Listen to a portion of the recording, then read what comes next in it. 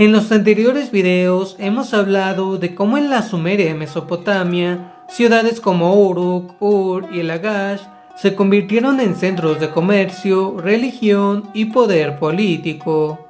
Pero durante siglos, estas ciudades no formaron un solo país, sino que cada una era una ciudad-estado independiente, gobernada por su propio rey, con sus propios ejércitos y sus propios dioses tutelares.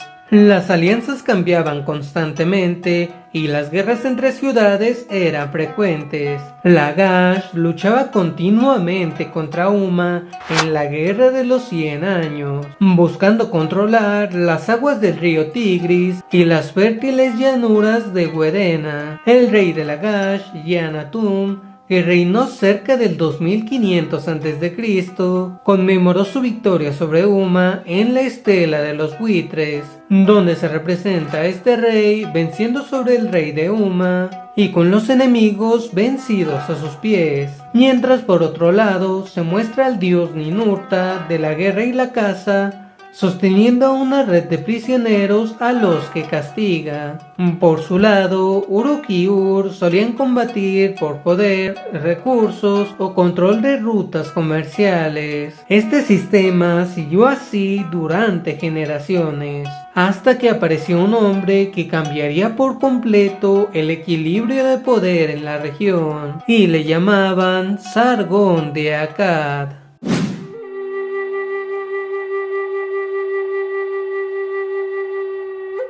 Según las antiguas leyendas mesopotámicas, el origen de Sargón fue humilde. Una historia preservada en tablillas antiguas cuenta que su madre lo colocó siendo un bebé en una cesta de juncos y lo dejó flotando por un río. El niño fue encontrado y criado por un jardinero, lejos de cualquier linaje real.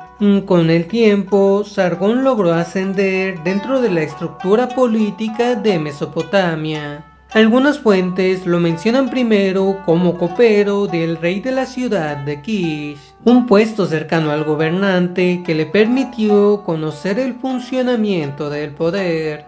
Pero Sargón no estaba destinado a permanecer en las sombras. En algún momento del siglo 2400 a.C., tomó el control del poder y comenzó una serie de campañas militares que cambiaría el destino de Mesopotamia. Y la primera que hizo caer fue la ciudad de Uruk. El gobernante sumerio de Uruk en los tiempos de Sargón era Lugal-Saggesi.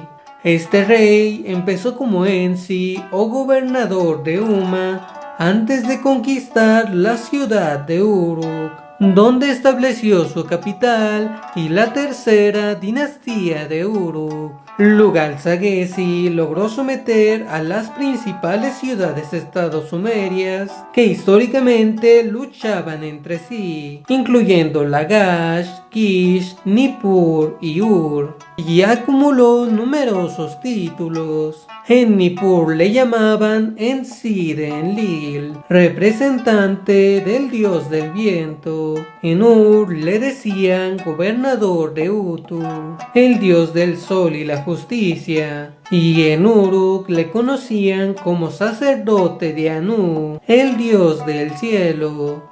Para Lugal-Saggesi todo iba bien hasta que llegó Sargón. 34 grandes batallas hicieron temblar toda Mesopotamia. Lugal-Saggesi representaba el cenit de la expansión sumeria tradicional, mientras que Sargón de Akkad lideraba el nuevo poder militar de Baja Mesopotamia.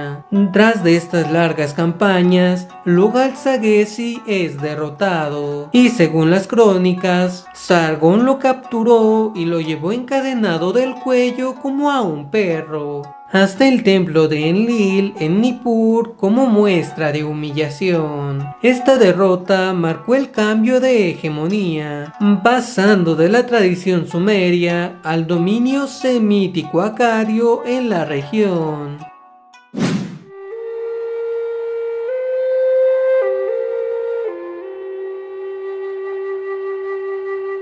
Tras de este gran conflicto, Sargón voltea su mirada hacia las demás ciudades-estado de Mesopotamia, Lagash, Ur y Eninmar. Todas ellas no tenían nada que hacer ante el acecho de este rey, quien destruyó sus murallas para asegurar su dominio. Tras esto, unifica todo el control acadio, fundando la nueva capital de Akkad. Esta ciudad fue establecida alrededor del 2334 a.C. Funcionó como un centro comercial y administrativo clave para el nuevo imperio unificado. La ciudad era un centro multilingüe y multiétnico donde se hablaban acadio y sumerio, caracterizada por una administración centralizada y un ejército profesional. Gracias a todo esto, Akkad influyó significativamente en la región, hasta su caída cerca del 2154 a.C. debido a la invasión de los pueblos Guti. Pero su ubicación hasta la actualidad se mantiene como un misterio, ya que muchos sitios antiguos en Irak están cubiertos por capas de sedimentos aluviales o no han sido explorados debido a la inestabilidad de la región. Pero se cree que estaba cerca del actual Bagdad o entre los ríos Tigris y Éufrates, posiblemente cerca de Sipar. Por primera vez en la historia conocida, un solo gobernante controlaba una vasta región que incluía múltiples pueblos, ciudades y culturas. Sargón, en lugar de destruir las ciudades conquistadas, las integró dentro de su imperio. Para gobernarlas, nombró representantes leales al poder central. Estos funcionarios actuaban como gobernadores imperiales encargados de administrar las ciudades, recaudar tributos y mantener el orden. De esta manera, el poder del rey se extendía mucho más allá de la capital. Era una forma temprana de administración centralizada. Además, Sargón promovió el uso del idioma acadio como lengua administrativa del imperio, restándole valor a la cultura sumeria. Así pues, el acadio de los pueblos del norte comenzó a difundirse en documentos oficiales, comunicaciones políticas y registros administrativos. Esto no significó la desaparición inmediata del sumerio, sino que durante siglos ambos idiomas coexistieron.